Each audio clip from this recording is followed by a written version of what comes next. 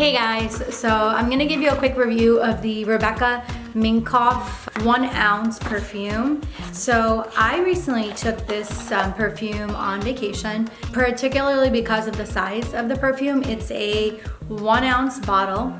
And the funniest thing is I actually have a story to share. First of all, love the size of the bottle. The smell is like, it's like a musky smell. It's a really, really great fall scent, okay? And I took this to Hawaii, but every time I sprayed this on, one of my kids or my girlfriend that traveled with us, they were like, what is that? That smells amazing. What are you wearing?